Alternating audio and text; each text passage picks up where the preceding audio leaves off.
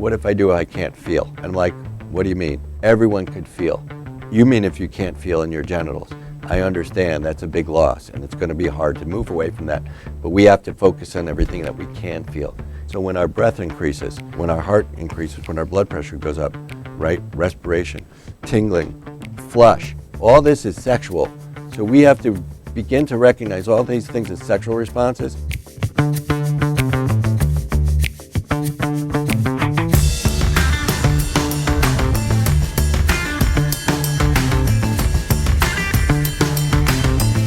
After a spinal cord injury, you absolutely have to redefine sex. For many people, before their spinal cord injury, sex is very limited to the genitals.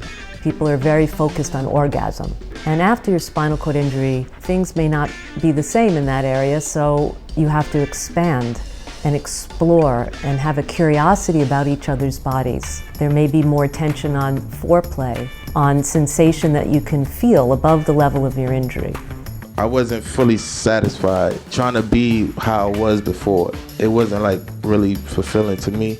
So I had to learn what for me would be like, okay, I had sex without just being like my dick all hard and I had intercourse, even though I really didn't enjoy it the way I used to. So I had to like learn different things about myself that was pleasurable to where I felt like that was sex, because I really, really enjoy how that felt.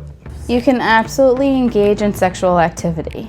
Is sex the same as it was before? No, it is different. You are a different person now after your injury, but you can achieve pleasure and happiness and have an intimate relationship that's very strong and powerful as you did before your injury.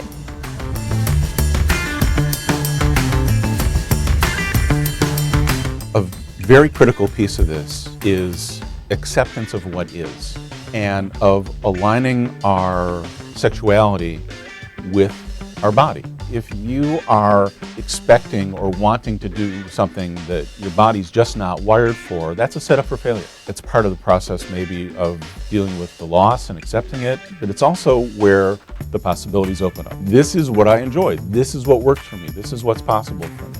Maybe sex is mostly about kissing your neck, or if your nipples are still sensitive. Let things off the list that are simply not options for you. Bid them a loving, heartfelt farewell. I was like, oh my God, I was praying to God. I'm like, I want to feel something. I didn't know if I was going to be able to feel the penetration, this and that. But we started very slowly to interact and to know my body. So he helped a lot. That was so cool. He was into exploring. That first time, everything went well. And I'm like, okay, I could take it from here. Yeah, I mean, I'm still alive. I feel in a certain different way, but I was able. There's erogenous zones all over your body. For some people who are a high-level injury, their ears become very sensitive. Their nipples can become very sensitive. Sometimes just the nape of their neck will be a newfound pleasure spot. It's a matter of trial and error. Some people are looking for that genital stimulation, and it's not always there, but you can have orgasms without having genital stimulation. It's, again, a matter of, your level of injury and what you're willing to try, and just exploring on yourself first and then with a partner.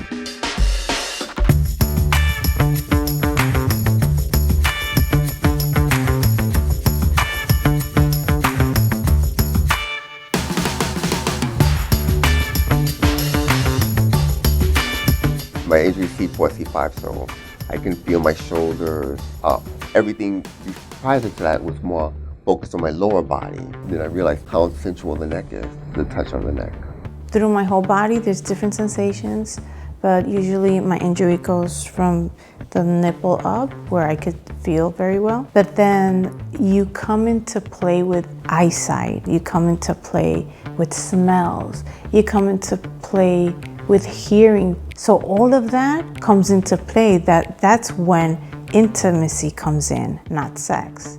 Because when you get to that moment where you enjoy an expression, you enjoy a word, the way they laugh or they smile, that's intimate.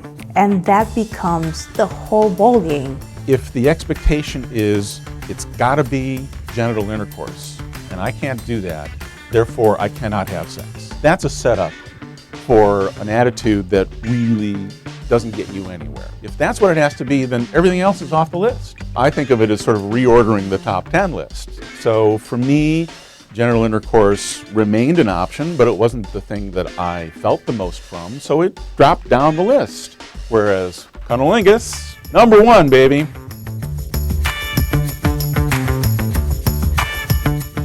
Just because one cannot feel intercourse doesn't mean that there aren't other aspects about it that are really satisfying and wonderful. I may not feel it, but I sure like to see it happening.